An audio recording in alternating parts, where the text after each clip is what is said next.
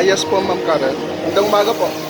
Ito po, patapos na po kami sa stand natin. Ito po nyo. Ito po siya ngayon, ma'am. Pantay-pantay naman yung kanya. Sa taas, kuha namin ng plywood. So, ayan po siya ngayon. It is patapos na siya. So, nakita po. Okay naman yung details niya. Maganda. So, ayan po. Kontakin kayo.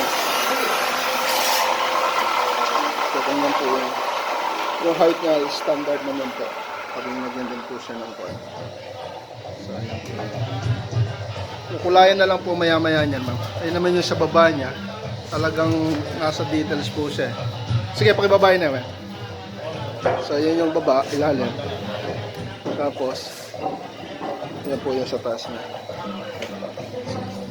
Dali na po siya.